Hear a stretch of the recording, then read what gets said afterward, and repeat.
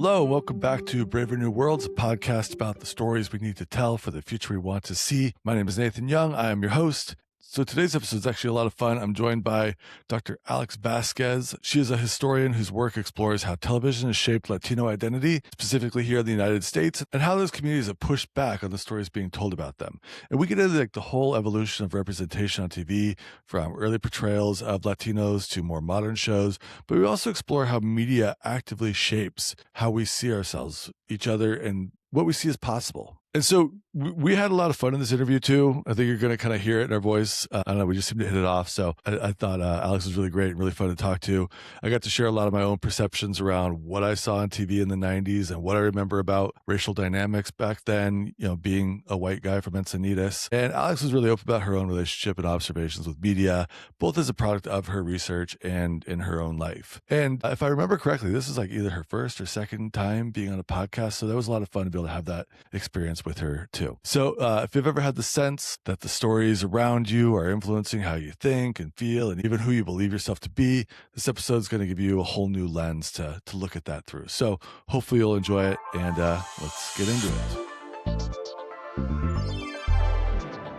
Hey Alex, welcome to the podcast. Hi. I did a little bit about you in the intro that I recorded, but I was hoping that you could just set the stage. Just tell us all a little bit about yourself from your own words. Yeah, well, my name's Alex Vazquez. I just got my PhD in history from Syracuse University, so super excited to be in a place where I can actually use that title. So that's fun. And yeah, I did it on television. I thought the big aspect for choosing television is a big reason I decided to go into academia was about making sure that the way that I approached education was very attainable and also approachable for people. And so in me deciding to choose television, it kind of added to this mentality of bringing people in, especially in a topic that I know people just do not vibe with. I've talked history for a long time. I know the eyes glazing over, very familiar with that. So TV's a way for me to be like, well, you've seen shows. We could just talk about that. And then slowly kind of broaden their mindset and be like, well, why is it that show came out when it did? Yeah. So that's kind of where I'm at and why I'm here. Okay, cool. So I remember when you reached out to me and kind of the idea that I got a little bit sort of your thesis was just this impact that television has on audience and just to their perceptions, the way they're sort of seeing themselves through the lens of how people like them are portrayed on TV. And you specifically focused on Hispanic or Latin culture. Is that the case? Or Yeah, that's right. So, I had to ground it within a larger historical concept. And so, I grounded it within, Latinos and this idea of Latinidad. So, television's concept of what Latino was or is and how it decided to display it over the years. My dissertation kind of also then looked at how did Latinos respond to this image being cultivated about themselves. And a lot of it you see over time that they're not this passive audience that is just accepting these narratives being portrayed about them. They're actually interacting with television, talking to the head of a network, and then finally putting themselves in the writing room and directly challenging these notions. Okay. And so it sounds like you maybe already did it a little bit, but is there a way that you could sort of give us your thesis on some level, like for what your report was, unless that was what you actually just told us just there?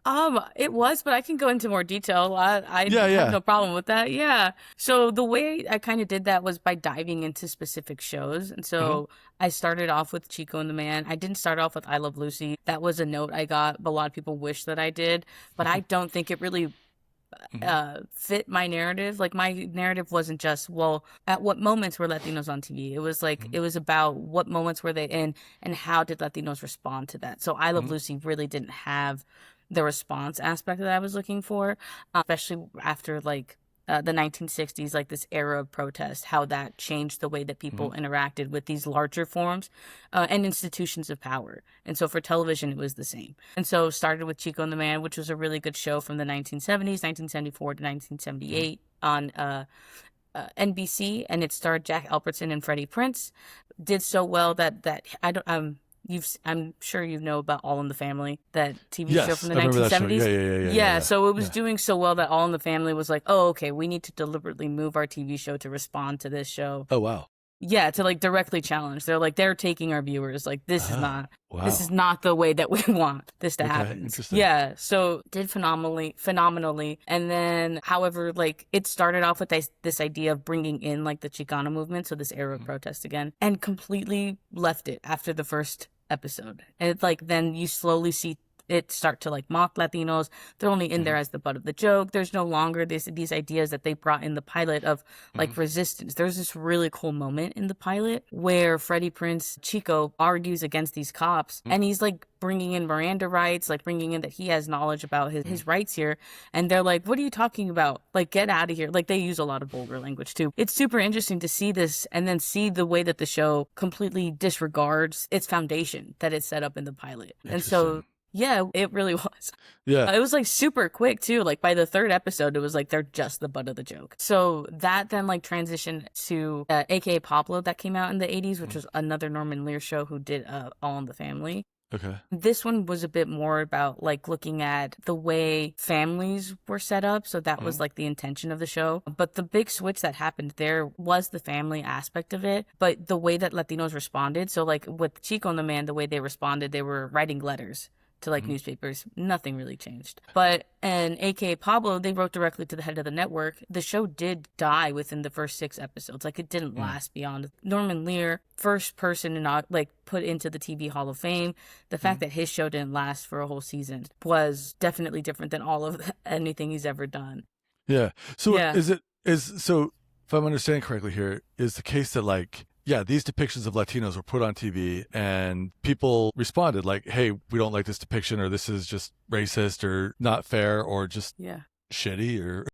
Yeah, no, it was really that. So like with the 70s, they were like, why are you putting in a Puerto Rican to play like this Mexican guy? And they address it in the show. They're like, hey, Latino's Latino, essentially is like their takeaway. Freddie Prinze says, it's not about where I'm from, it's about how I feel. And so that was like the show's response to it. And that was the only response that they ever gave to this. Yeah, so no change.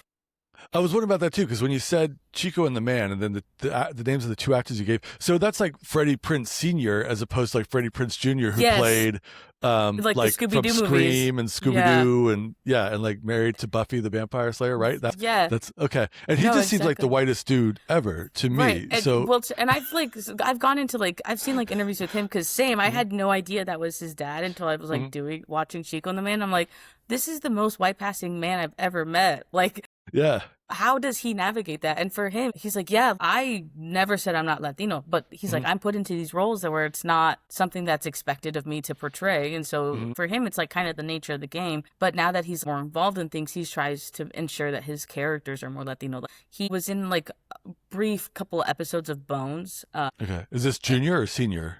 This is junior. Sorry. Okay. Senior did Chico and the Man. And unfortunately, like, he passed away. He committed suicide within the filming. Yeah.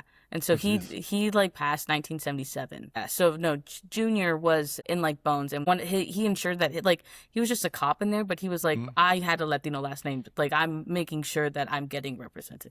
Yeah. So. Okay. Cool. The way I'm hearing you just sort of describing your thesis now is it's more about just this evolution of Latino responses to the way that they were portrayed on TV. Is that kind of what we're getting at here? There's kind of 2 big narratives in it, and that's one of them. And then the other one is how Latinos responded. And so it's just like their responses didn't really make an impact until much later. And so that's why the first bits are kind of just like, well, here's what TV had to say, and here's how it kept saying it. There was no incentive for them to change. Even in the 90s, there really wasn't an incentive. Even though there was this large Latino market that had already established itself. There was about every network took a shot at doing a Latino show. And beforehand, it was like not that. It was just a couple who had done some. Okay. Yeah, so the 90s changed with that, and then the 2000s completely changed with like them getting in the writing room. So I look at George Lopez and I look at Ugly Betty to really show, well, now you have Latinos here. What is it that they're saying, and how is it that they're switching up this narrative? But at the same time, these are still comedy shows. So it's not that it's like completely losing, I guess, the created base of these stereotypes, but it's using them to like either mock or to revert. So it's super interesting. When you say revert, what do you mean, like? Yeah, so like George Lopez is a really big example of that. They bring in a lot of these Mexican stereotypes, right? In the first season, there's a narrative about the daughter not going to swim class because she didn't want to learn how to swim. And the mom being like, you have to learn how to swim. It's an important skill. And George Lopez going, why? We're already here. We don't need to know that. Like, so it's kind of like one of those, So it takes this concept of legal crossing and being like, well, let's just spin it and make a joke out of it anyway. Yeah. And then because it's George Lopez doing it, it gives it cover. Exactly. Right? Yeah, exactly. Yeah. Yeah. It could, because it's coming from him. Exactly. And he was a writer. So it's like, it totally passes all these check marks that they would have had to make. But yeah. I mean, is that like a kind of joke that like some people within Latinidad culture would be like, find funny or not? I don't know. Yeah. How is that received in a sort of wider population? Yeah, I feel like it always depends. That was actually a really big issue with like A.K. Pablo. He was also a comedian, and he was doing jokes like that, but he was doing jokes like that in the 80s. And people did not like it at all. Oh, wow. Okay. Yeah, they literally created a campaign to write letters to the head of ABC in order to shut it down. George Lopez didn't have that same response from people. The big response from George Lopez was just making sure that they were being inclusive. And they were. I think the first one to really show that there's a difference between just Mexicans and Cubans by bringing in both and showing what the differences were. So really broadening the ideas of what Latinidad means to audiences. Okay. I want to come back to that because I do want to go back to the 90s. Tell me about the 90s. Yeah. So the 90s is super cool. I think the big difference is that a lot of times when we study television, or like in the US, we don't think about the impact that Spanish television had. And so that's kind of one element that I added to my research. Just the business side, my Spanish isn't good enough to look at like all the telenovelas and determine like how the narrative changed. But on a business aspect, they came in completely took over Spanish television. Like starting in the 50s, there were pockets of people who had created their own little television networks that were completely in Spanish, and Univision comes in from Mexico, buys it all up, goes totally against FCC rules, but they don't catch it for about 30 years. Because they just have like the antenna on the border, do that whole thing? They had some of that. So like some of the, like I know, so for like San Diego, like they just use the Tijuana antenna to get the television here. But a lot of them in New York, LA, one in San Antonio, Texas, they went in and bought antennas to display. Okay. Yeah. Oh, wow. Okay. And they just did that kind of like sneaky or like... Yeah, they fit under the FCC rules by being like, all right, this guy's American who's working for us. We're going to make him the head of the network in the U.S. Okay. And so everything's going to be under him. It's going to be fine. We're going to pretend it's a U.S. company and we're just part of it. And then they find out this guy's kind of just like a little puppet for this Mexican conglomerate. And so when the FCC found that out, they were like, so you either need to break up or completely sell this company. And so they did. And they actually sold it to Hallmark, which I thought was really funny. Hallmark wanted to get in. They were like, greeting cards, I'm done with television. Let's go. Okay. That happened in like 88. And so like kind of it happened in 88. Wow. Okay. Yeah. That seems like very prescient on Hallmark's part to jump in on that, right? Exactly. Yeah. No, they were really in it. I think they had a bigger vision for it. They really wanted the foundation of Univision because they bought up networks all over the U.S. And so I think they wanted that system. Yeah. But they had to agree to keep it a Spanish language for about 2 years at least. They said, oh no, we're going to do it forever. But didn't matter because they ended up selling it 4 years later back to Univision. So nothing came out of, they put their toe in the water and they were like, never mind. Yeah.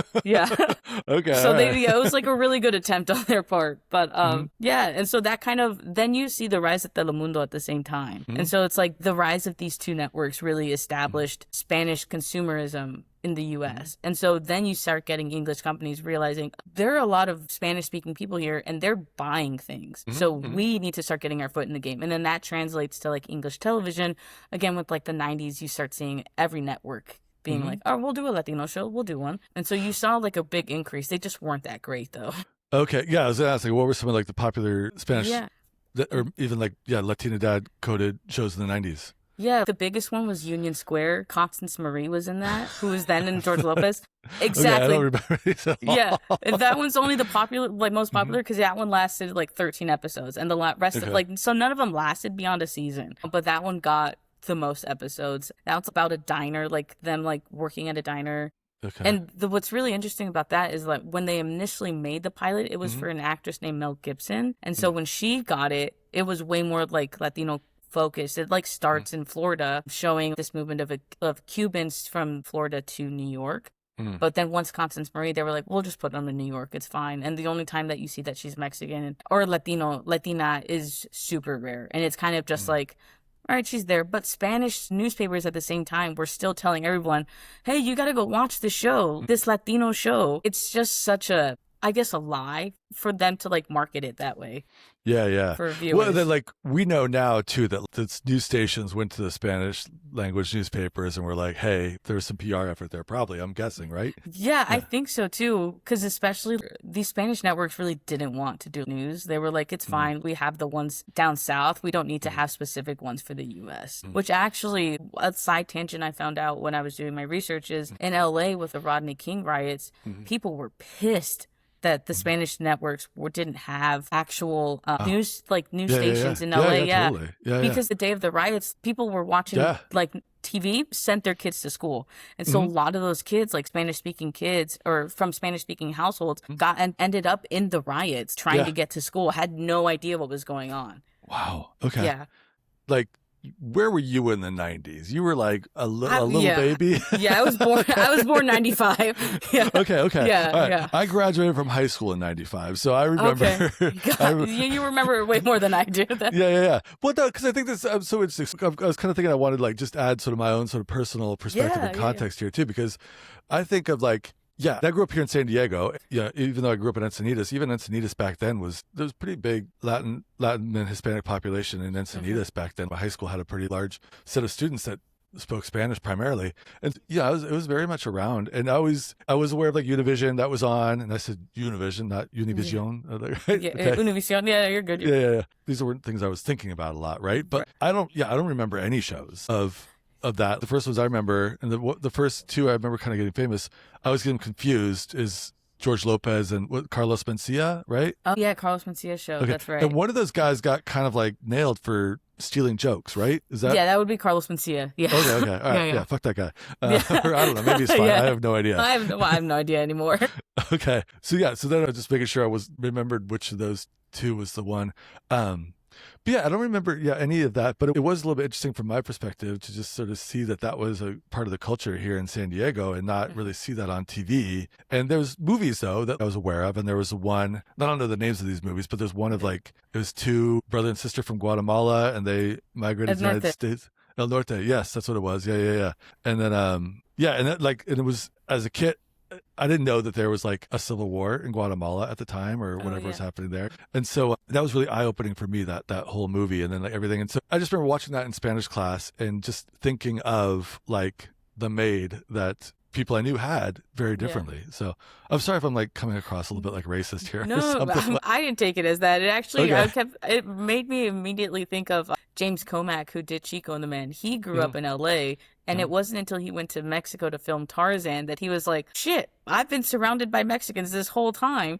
He's like, where are they on TV? Yeah, totally. Yeah, so it's like, I definitely get it. I just thought it was really funny for him to be like, realize, like LA is super populated with Mexican people. Yeah. So for him to not even realize that either, I thought was really funny. Yeah. Well, I wonder too, like everywhere in America is segregated to a certain aspect, but there was a pretty significant portion of kids at my high school that just spoke Spanish primarily. And so we weren't super segregated in that regard. So I was definitely aware that there was that population here. So is part of the reason though that Latin and Hispanic shows didn't, am I using the right terminology, by the way? Like, is that the right you're way fine. Yeah, you're fine. You're fine. Is that like, is part of it just that Univision was capturing the audience and so the TV stations didn't feel like that was worth their while, or were they, I mean, I'm sure it's a mix of like they were clueless and there was no Latin people in the TV networks and they just didn't see the value, but also probably Univision was picking some of the audience too. Is that probably what was going on, or do you know? Yeah, I do. A lot of it was that they just weren't aware. And a lot of it had to do with the fact that Nielsen, who tracks who's watching television, they have a column for like white people, black people, but not like Hispanic. So they had no idea what Latinos were watching on TV at all. And then once they did start to track that, the first time they did it was in 92, the numbers blew up. They were like, oh shit, they're watching so much TV. Like they're not even just watching things in Spanish. They're watching everything. Yeah. And so that's really when people, Yeah, they were like, oh, fuck, we've been fucking up this whole time. I just realized there's Mexicans here this whole time. Like. Exactly, yeah. Everyone has this coming to, like, conclusion about, oh, there's Mexicans here. And so when Nielsen had it, like, that really triggered American companies to be like, okay, well, if you're telling me, then I got to put in some effort into here, too. And so that was really the main switch. Like, they did take a lot of the audience, but, like, when you see the results in 92, it's like, it not all of it. They were watching everything. Yeah. Yeah. What you said about the riots is fascinating too, because I remember when that happened, and I was old enough. I was in high school when that happened, so I would have been ninth grade, and there are riots going on in LA, and it was like all over the TV, and even down here in Encinitas, they were like, should kids go to school today? Yeah, no, because they were massive. They took up a lot of space, and so again, that's why people were super pissed at these Spanish networks. They were like, "You have a responsibility to people. Sending them out like this is ridiculous."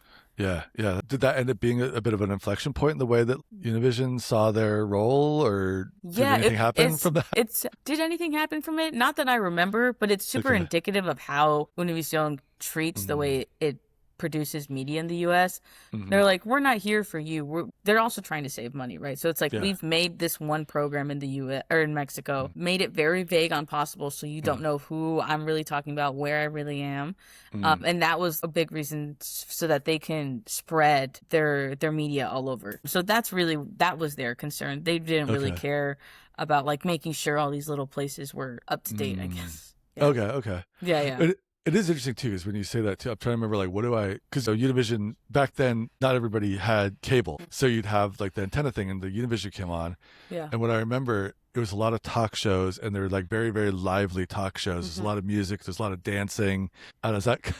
Yeah, no, that's really accurate. Like, Sábado Gigante, that's the big one that I know. When I was writing my research, my advisor, he grew up in San Francisco. He was like, yeah, I used to watch that all the time. And he's white man, doesn't like speak Spanish. So I was like, okay, good to know. Yeah, that's the one that really transcended. And it really was just, how can we have a party all the time? It was less about really telling you like what it it was always just like this, creating this facade that they wanted. Yeah, that was definitely the vibe. Yeah, and I think you were right. You got the right takeaway. And it was called Salma and Gigante? No, Sábado Gigante. Sorry. Oh, so what, like big Saturday? Was that what? Yes, exactly. Yeah. Okay, cool. Yeah.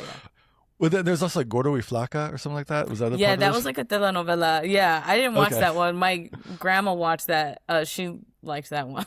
Okay. Well, so here's the other thing I do remember about that kind of culturally here. I'm just going to say it. I do remember, even as there was a sort of like, now we say like woke, back then it was like PC, like politically correct. And I do remember, even as that kind of PC thing came on board, and I think it was specifically like the Cosby Show is very much showing black families very differently than I think even stuff Bill Cosby did before that, right? It's like a doctor and a lawyer, and these kids are all going to college and everything, and it's very different from like Jefferson's or whatever. I still remember it did seem like sort of fair game to make fun of Mexicans and Latinos on TV, and like when I think of like skit shows or even like In Living Color, or I don't know if I could like recognize specific skits, but I do like actually remember having that conversation with friends back then. Like, Mexicans are just fair game still, like these jokes and stuff. I always thought that was, again, I'm not going to give myself credit and say like I recognize like I was always new. Yeah. Like just sort of like, in the context of what was going on, I noticed that, and I don't know that I had much of an opinion beyond that, but like I did notice that. So that's interesting you're saying that. No, that's actually something I came upon like with my research. Like, someone asked me, well, what does your story look like if it was black people instead? I'm like, well, black media is totally different. With basis first is like, black people have been united, right? There's a black diaspora. It's not the same for Latinos. Even like, the term Latinidad, not everyone who studies Latinos and like history, sociology, whatever, even agrees with this term. They don't like it because they argue that it like muddles the waters and makes everyone very like one-dimensional. I mean, I disagree. I think it's like, it's a unifier. It's like something that's put on you. We're grabbing it and we're going to use it for what we need to. And I think that's something that black people have done in media, and that's why it's worked for them so well. That's why you did have Bill Cosby in the 80s had this hit show, and you didn't have that for Latinos until much later. And as much as I shit on like Univision, they're a really big part as to why they were then able to do that, though. Yeah. I have another sort of strange observation. You can just tell me if I'm completely off base here, because Sure, one yeah. thing I've just noticed just from having Latin friends, and most of my Latin friends are of Mexican heritage, is there is a certain sort of willingness to like kind of make fun of themselves in that way, or in like kind of have a sort of self-effacing, slightly racist sense of humor in that way. But Yeah. I don't know, am I right there, or am I off base there, or like? I know I do. Okay. I don't know if everyone does. um, yeah, big fan of that. But Okay. I think there is, like, especially like when George Lopez came out, people were like, "This is our humor. We're finally seeing on screen. We're okay with it because we know it's coming from George Lopez. Like we weren't okay with it beforehand because it wasn't coming from him, and you were fucking it up." But now we're good. It's fine. So like the protests again, like against George Lopez, were nothing like they were with AKA Pablo. And then if you compare them side by side, they're pretty much the same thing. But people blew up when it was about AKA Pablo and not George Lopez. Yeah. Okay. Yeah. All right. I mean, that's interesting too. And then again, not to say that, again, my perspective on Latin culture is like probably 80-90% Mexican. So I'm not sure that it's the other thing that we got to kind of like realize, it's not a monolithic culture at all, right? So, yes. No, exactly. Yeah. Exactly. Yeah. Fascinating. Okay. Well, so all right, let's keep going then. Like, so now we're in the 2000s. And so I guess here's the other thing I wanted, and I'm kind of putting my own historical perspective. I'm guessing part of what was going on here too was that kind of prior to that was probably a lot of maybe first generation immigrants to the United States. At least, again, I'm just speaking in Mexican terms, like Mexican American history. And I'm guessing that now they're starting to get like second generations, like kids that were born here and grew up in Spanish speaking families or Mexican families or Latino families, but they'd spent their whole life in the United States and they were kind of embedded in American culture, right? Is that part of what's going on around that time? No, it is. Like when we think of 1980s, you got to think of amnesty and the way that granted citizenship to so many Latinos, primarily Mexicans. And so that kind of grounded them within the U.S., gave them this like safe haven place. And now we get to see them like actually coming out into society and existing in a way that more freely, I guess. And so being able to do things within entertainment. Beforehand, you really didn't see that because it was more about self-preservation and things like that. Okay. Yeah. Well, yeah. So tell us about like the way TV and all this changed in the 90s and what emerged, or in the 2000s and what emerged there. Yeah, so with the 2000s, like they were still building on the fact that it's like, okay, now we're starting to get Latino writers in here. Television, what are you doing about that? Nothing. They were doing very poorly about representation in general. At like the end, it was that the NAACP had a release in 1999, a survey on the fall television. They were like, so where are your black people? Where are your Chinese people? Where are your Mexicans? And then like the best, I guess the funniest response to that is that like within Friends, Ross gets a black girlfriend and they're like, check. We're good. So like it did impact television. Yeah. It's wild. It is wild. It is wild. But then it's like with the Latinos, that's a kind of a big reason why George Lopez was able to get in there. Also, ABC wouldn't greenlight the show without Sandra Bullock, who found George Lopez and was like, I think a show about you would be really cool. She tried to pitch it to a lot of networks. ABC was like, well, are you going to act in it? And she's like, I don't think so. They're like, we're not going to greenlight this unless you agree to appear in the show. And so she had to appear for ABC to be like, all right, we'll give George Lopez a shot. And then it ended up doing really well. And which is funny, like that's 2001. 2006, you have Ugly Betty emerge. Totally different. So Ugly Betty's based off like the Spanish telenovela, Yo Soy Betty La Fea. And that one was, I think it was Venezuelan. And it blew up. Mexico took a shot at it. Like, it's like a global phenomenon. Every country almost has their own rendition of this show. And so with the US, like they'd had it since maybe 2002. Finally, this guy, Ben Silverman, producer who had produced The Office, and they were like, cool, he knows how to bring in foreign shows into the US and make it profitable. We've got this guy, we're good. He could not greenlight this show though. People were like, I don't buy it. He had to get in Latinos, and once Latinos were on the show, then networks got behind it. So it's a bit of a different thing. So did he try to pitch it with white American actors at first, and then no, he tried to pitch it with Latinos, but they were like, I don't know if you really get it, is kind of the response. He'd been trying for 4 years. And so finally he was like, all right, well, he brought in Salma Hayek, who wanted to be an executive producer, and this writer, Silvia Horta, to be like, guys, can you fix this pilot for me in a way that it's more graspable? And so they did, and then that's the one that got greenlit. So it wasn't until he had them on, like, that networks took it seriously. Okay, so just so I understand, like, it's almost sort of he kind of the Silverman guy almost didn't quite get it, and he just thought he would make it maybe Latino actors and actresses, but for white American audiences. And he, besides the actors, he still had kind of more of a white writing room, perhaps. But then when he brought in more Latino people, top to bottom, for Latino audiences, then it kind of started to come together. Yeah, very much that. Okay. It was kind of like they were telling him, like, we don't think that you have a heart to this show yet. And so once he brought them in, they found the heart of the show. And the heart of the show really for like Ugly Betty was Betty and her family and telling this story, this ugly duckling story. And that once they got that, they were like, okay, cool, we're good to go. But they couldn't get there without these Latino people. And maybe they could have one day, but they hadn't until then. At least. Interesting. Okay. And now you finally name shows that I remember, even though I didn't watch any of those shows because I was at kind of at the point in my life, I was like early 20s and I just wasn't watching TV. TV like that. Yeah. I was partying. So no, well, and I think I get that, but I thought that was like the coolest part also because I was like, oh, I watched George Lopez growing up. I did see Ugly Betty, so being able to put it in this historical context was different and was probably my favorite chapter as a result. Yeah, totally. Yeah. Well, then, so is there, did your research kind of go later than that too? Or is there more to add to this or? My research didn't, but there are shows now because people always ask, well, what do you recommend for me to watch now? Let's hear, yeah. The biggest one is Hentified on Netflix. If you haven't seen that, it's so good. The opening shot, amazing. You see this guy riding his bike down. He's wearing very stereotypical cholo attire, right? With the shoe or the hat. I don't even know what this is called. The dicky shirt, shorts, all that. And you see him pull up to this old lady and reach into his backpack and you're like, it's going to be a gun, right? Because also the fear on her face. She's like, shit, pulls out, it's a book. And he's, hey, do you have my other book on love languages? So it just totally took this idea of what you thought was going to happen and was just like, so you're fucking wrong. And it's great. And that's kind of what the whole show does. And it's amazing. It's the one I really recommend for people to watch. Okay, cool. I have heard of that show, and I don't think I watched it. Yeah, you should. At least that opening scene is really funny. Okay. Yeah. Was there? I mean, is there?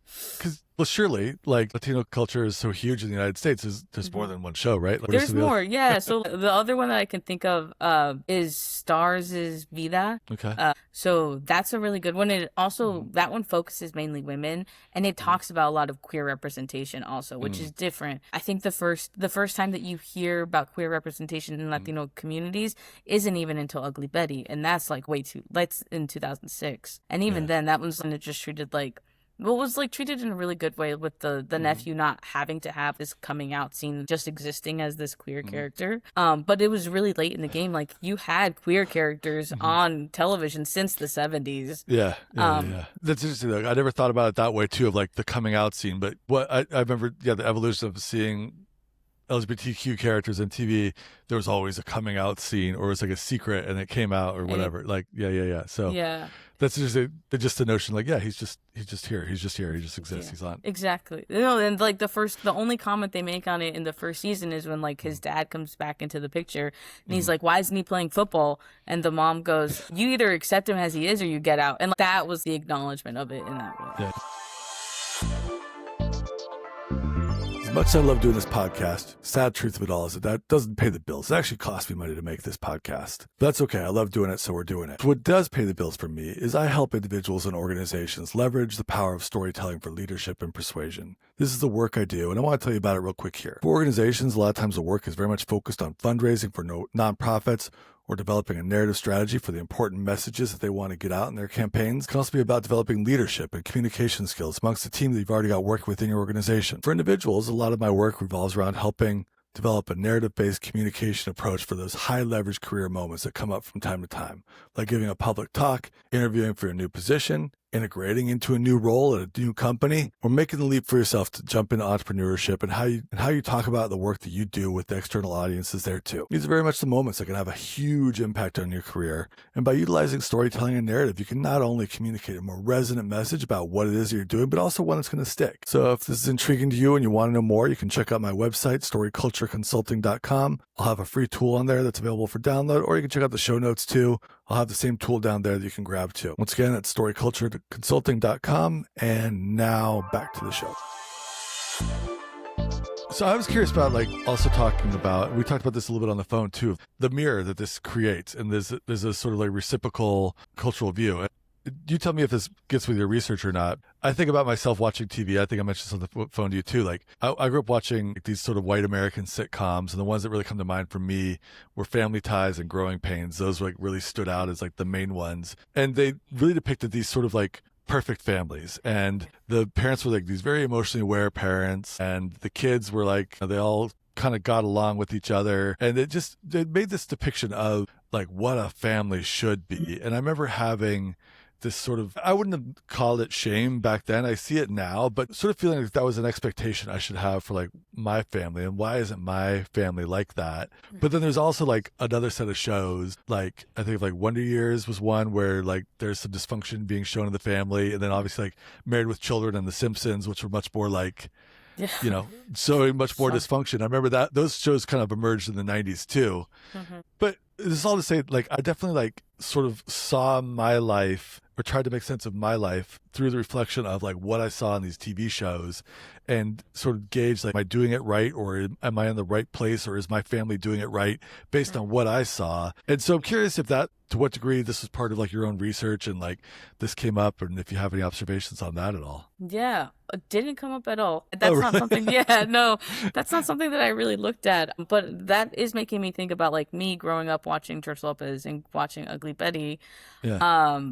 It's primarily with George Lopez. I don't think I watched Ugly Betty until I was a little older. But with George Lopez, I thought was really interesting in that was how much hate his mom got. Because that's super different than like everything that I know. The way you treat your mom, the way you treat your grandma is with utter respect. You're not going to like the grandmother in the house.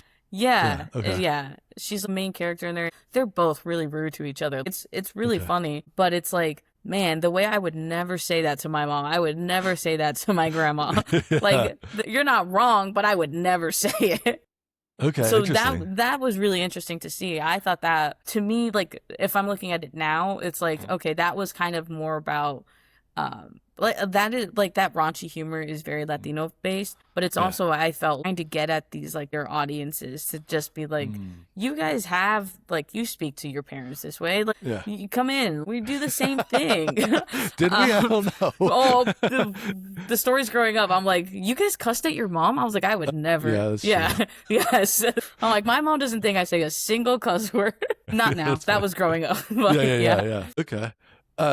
Well, yeah, I'm also curious, like how popular were these shows with like white audiences? Yeah, pretty popular. Like the reason Chico and the Man lasted so long is because of white audiences. They were loving that shit. They watched all of it. AKA Pablo, not really, but no one liked that. And then I guess it really was just Chico and the Man. And then George Lopez and Ugly Betty. Yeah, they were watching that also. That's like why they were able to maintain numbers. Like Latinos alone couldn't have held the show up. So they were loving that. But Chico and the Man, that's all them, for sure. That's the reason it lasted so long. Now I'm like kind of curious to go look up like Chico and the Man. Is that on YouTube? Like I find episodes. You know what? It was on Tubi for so long, and I was joking the other day. I'm like, they had to get rid of it because I was on that website all the time. And they were like, cool, now it's got foot traffic. Like we gotta put it in something. But it's on Apple TV. You just have to buy it. Interesting. So the other thing I'm curious about, and again, I don't know if this is like part of your sort of research and expertise specifically, but I'd be happy to just kind of talk about this from just your own perspective too, of like how things are changing too, because as we're seeing like, especially basically like the whole 2020s, there's been such a movement away from TV per se to other forms of media, whether that's Netflix and streaming, or if it is just like being more into like Instagram and scrolling and TikTok and almost kind of consuming media that way. I follow a bunch of accounts that are, like, again, almost all Mexican as far as I can tell, but like there are really kind of funny accounts sort of making fun of. It's a sort of a mix of like making fun, but also there's a certain like celebration of the culture. Yeah. No, it's one thing I've noticed also, especially growing up with YouTube and things like that. I used to be so against like people making their own stuff on YouTube. Like if you ask my sister, I used to like have a whole rant about how irresponsible it was that they're like making this content, and that anyone can watch it. But I get to a degree, I still think that, but it's definitely less of like this high horse mentality that I was on. I'm not gonna lie. But yeah, I love it. I think it's great. I'm all for more people using their platforms to speak on whatever issues they want. There is questions of regulation because it's like I like it for one side, I don't like it for all sides. But it is something that I think has forced television to kind of contend with that. It's like you're getting these people who are making super funny content that people are turning to. You either keep up or get out the way, and so they've had to keep up with it. Like I think of like people bringing in like YouTube stars now or TikTok stars on their show, like the new George Lopez show. He brought in this kid who went viral on TikTok for like doing a bunch of sounds, and he's an actor on the show now. Like things like that. It's they kept up with it. It was really cool to see. Wow. Okay. Yeah. It's so funny too, because part of what I always trip out about is like, I feel like I sort of came late to the game as just realizing that the way that media changed. And because to me, social media was like this thing that you connected with friends and you didn't really like, it wasn't necessarily TV or media per se. It was more about connecting with friends and people post funny jokes or articles or whatnot. But then it sort of, at some point, it switched, like kind of, I didn't even catch it, the switch, where it just became it was super this is fast. media now. Yeah. Okay, it was fast for you too? Okay, cool. It was fast for me also. No, yeah. old. But I my nickname for myself is a dinosaur. So like I'm also not like on all that. Like that's why when I tell people that my dissertation was on TV, like their first thing is to laugh at me like that. No, they're like, you don't know anything about popular culture. That's why I'm studying it. But like, I don't know like all the slang. I'm so behind on all that. But it was fast for me too. And I think it was fast though. Like not just for this dinosaur, but it was a really, YouTube from one day was like, I remember it being forums and things like that to the next, like only being about like videos and people going on there and like blogging and stuff like that. Like that was a really fast switch. And then TikTok, I think, exacerbated that like way more. Yeah, definitely. Yeah. I mean, there was definitely kind of four younger audiences and stuff too. Like I wasn't going to watch this sort of like vlogger talk about their day. Yeah, or they're like people doing pranks all the time. Like, yeah. That's the other thing too that got popular. But yeah, because when I was like a 40-year-old man, I'm like, I'm not gonna watch this like teenage vlogger. Like that's weird. Yeah, that's true. That would be weird. And that is a lot of what it was at first. Also, I think TikTok is when you did start to see like everybody kind of dipping their toes in it. One account that I watch is the Sacramento History Museum. It's this really old guy. All he does is show you how to use a printing press and just always changes it. And I think that's so cool. Yep. But it's always just so funny. Yeah. So it's like everybody found a way to use it for themselves. Yeah. And I think that's kind of beautiful in a way. Yeah. Okay. So let's see. So you've given us this history of Latino depictions in popular television in America and how that's gone over the years. I guess when you think of the work that you've done and this research that you've done and all the insights that come from that, I'm curious both for one, like what are some of like the main insights that if you're like zooming out and looking at like culture as a whole in this world, like what are some of the main insights that's opened up for you? But then also like what sort of ideas does it give you as far as like where you'd like to see things go or what you want to see happen or even like what you want to try and like help create? Yeah. So I think one of the big insights that I've like taken away, especially I'm like fully rooted in the discipline of history. All my degrees are history. And so even when I told them what I wanted to study all my was degrees, television. Yeah, sorry. Like, well, I got my undergrad and grad. Well, I got my MA was separate than my PhD. So I got as history. Okay. So there's three. Okay. So there are three. Yeah, no, there are three. Yeah. Sorry, let me distract you. No, you're good. But yeah, so like I definitely rooted within that. And they pushed back a lot on me studying television. They're like, you got to think about this in a historical context. They were very afraid that I was going to just do a 21st century focus. And so, man, I forgot the question. What insights did? The insights. Yeah. Sorry. So, okay. So looking at like television, one of the big insights, I am a big believer in that you have to look at entertainment. And television's a really big key in that. And I picked television because it's super accessible by the fees. Basically, everyone had a television set. And that's another reason I did like ABC, NBC, these network shows that, especially like in the age of antennas, that was free. Anyone could watch that.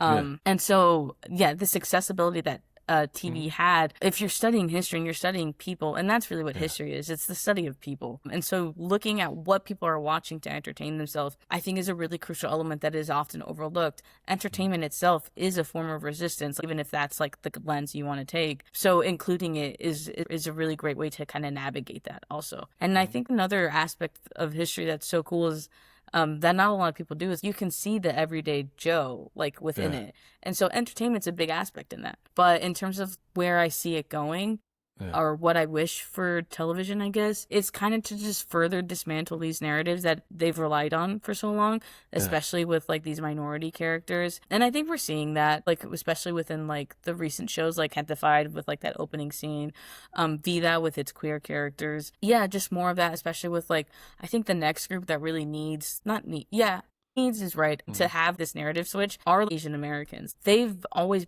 been maybe 10 years after all these changes from African Americans, Latinos, and then it's them. And so I still think there's moments of that where you see Asian characters no longer being this model minority. I'm thinking of Ali Wong's show where she's a really good example of that. She's a messy person that's existing, and it's like, great, people are messy. Like, we should be seeing this. Yeah. So just more of that, I think, is kind of what we need. Well, it's interesting when you say that too, because it definitely, like, especially that first point you made about how entertainment's kind of like opening up the culture and normalizing just the existence of different kinds of people in our culture, right? Yeah. And I think about how that was done very much for Black people and for LGBTQ people, but it is interesting how it's taken, I don't know if it's like just taken longer, if it hasn't really happened for Latino and Asian and other populations. It really, because you could see very directly how entertainment was the venue for how Black culture and LGBTQ culture really got normalized, and it hasn't happened for other cultures the same way, right? No, I agree. And like now that we're like talking about it, I'm like, I completely forgot about indigenous populations. Like I always think about like 1970s, the Earth Day ad. Yeah. Like that was like the crying Indian. That was an Italian man like playing that character. That's the start of that. So yeah, seeing like these pockets of people starting to emerge, I think is going to be super interesting. And it's something that I'm really looking forward to. And I think the way to start that is you got to get them in the writer's room. But then that kind of like starts to talk about these ideas, the larger ideas of like culture. It's like where, especially with minority families, where is it that you're allowed to thrive? Where is it that you're allowed to succeed? Their doors are starting to open for you, maybe institutionally, but culturally is a totally different dynamic. Wait, tell me more about that. That's like one thing like that I've always been thinking about. I'm like, yes, Latinos have been in the U.S. since like 1848, right?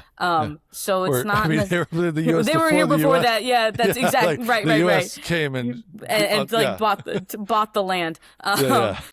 So this idea that like, oh, not until amnesty really developed them. Like we can say that. But if we look at it another way, it's like, no, they've been here. They've been established. Latinos have been citizens of the U.S. for a long time. But it's not just that now we're granting citizenship. We needed this change in mindset about where is it, and culturally within the family structure, where is it that we're allowed to be? In the 20th century, it really wasn't focused on entertainment for Latino families. It was really talking about making sure that you're in the workforce, making sure that we're still within these strict cultural, traditional places. And so like Silvio Horta talked about the pushback he got from his own family wanting to be a writer. And with a writer of television, not just a writer of books, but he ended up making it with Ugly Betty.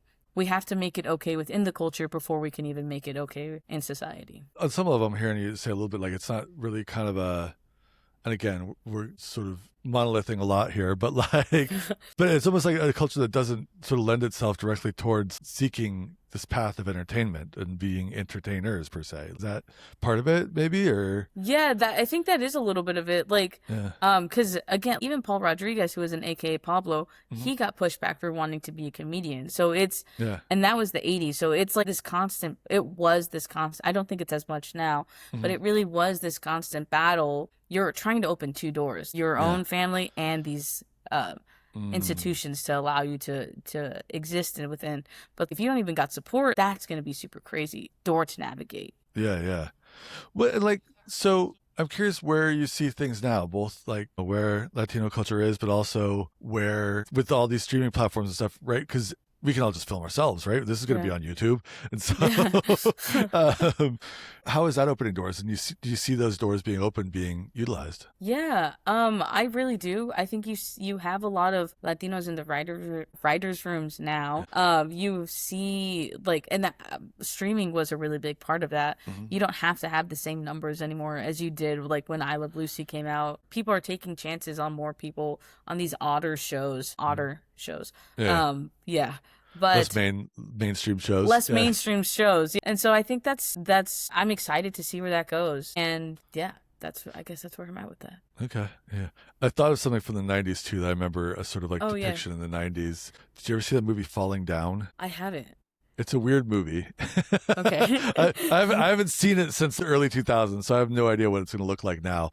But it's Michael Douglas, and he's like this defense contractor that basically kind of like goes off the rails, and he goes on this like crime spree all day, and he has like these interactions with a lot of like Mexican gangs in downtown LA, and the Mexican gangs are depicted very stereotypically, you know. Mm-hmm. Almost like, the Training Day is the other one where I think of like that depiction there. Okay. And it was just strange. I'm not really sure where the point was. Let's go with that. Maybe we'll just cut this. But I barely watch TV. I don't even watch movies. So like I wish I had seen something to like be able to navigate that with you. But yeah, it's just interesting to see the way that these narratives have changed, I think, over time. Yeah, totally. Yeah. I mean, I think it's probably a good spot to wrap it up. Is there anything else you want to add, or anything else you think is like kind of important to bring up? Some kind of closing thought that you want to put on this at all, or? Yeah, I did have one when you asked the question earlier. I want to say this, but I didn't know if it'd be too controversial. But I'll say it at the end. Let's put it in the end. Yeah, if they get there, they get there. But the question you had asked earlier, can you repeat it again for me? So I can remember where it was. Which one? I asked a bunch of questions. Yeah, you did ask a bunch of questions. What was the last question, though? I know what I wanted to say. About like, because I asked about like insights, but also about kind of where you see things going and how you want to see things go. Or yeah, that's where it was. Okay.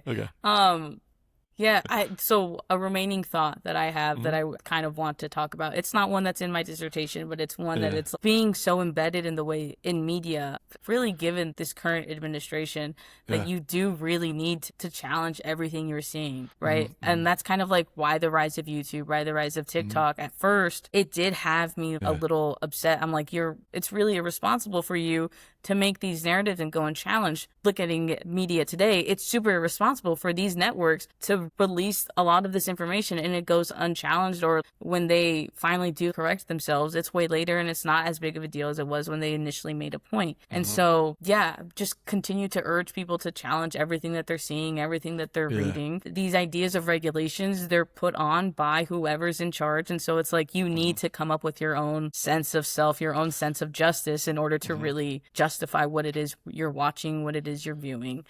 You stop relying on these like higher entities, I guess, to tell you what is truth. Yeah, totally. Yeah. Cool. I love it.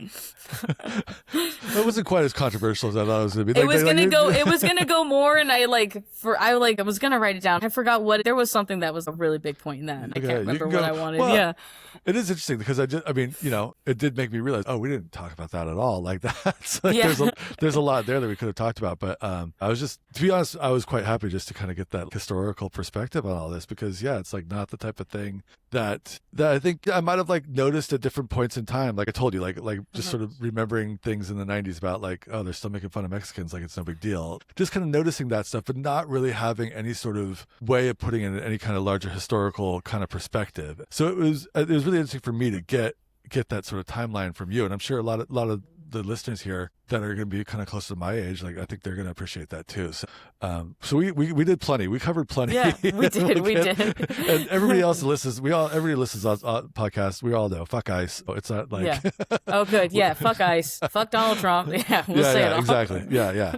So cool. Well, all right. Well, thanks so much. So if people want to learn more about what you're doing, follow what you're up to, kind of, get a chance to hear more about your dissertation, what's the best way for people to get in touch with you? Yeah, I made an Instagram for it. So Cool. If you look up Dr. Alex Vazquez historian, I'm going to start posting fun entertainment or media things on there. Cool. Post a link to my dissertation once it's uploaded.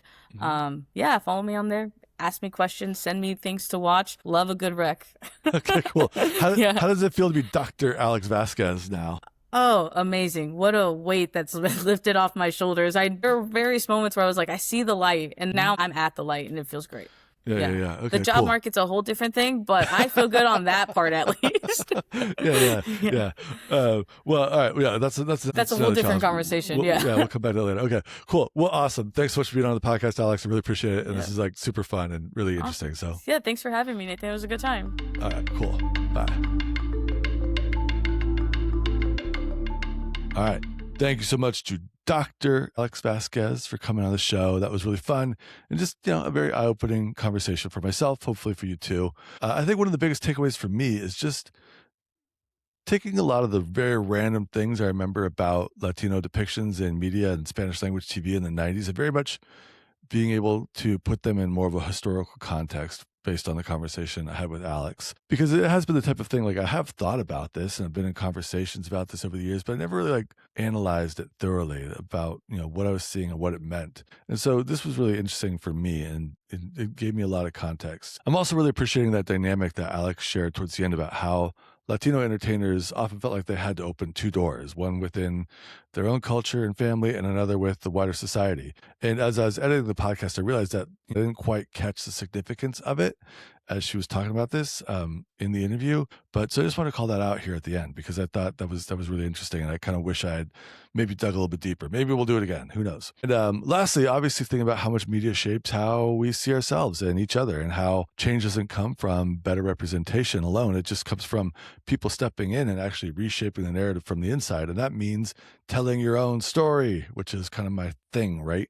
So I'm always just very much trying to encourage people to tell their own story, share their story, own it, be who they are. And I hope to be able to share tools for doing that more later also. If you got something out of this episode, go ahead and subscribe, share it with someone who you think would find it interesting or really get something out of it. It helps us get the conversation out to more people. And obviously you can find Dr. Vazquez through the social media accounts that she mentioned in the podcast, but I got those in the show notes below as well. So definitely go check her out. She's going to be releasing her dissertation via clips on social media, just doing it too. This is the world we live in now. And even a scholar about TV has got to make the reels. And I promise one of these days soon, there's gonna be a newsletter that's gonna start going out with this too. I'm looking forward to that. Thank you for listening, and we'll see you on the next episode of Brave New Worlds.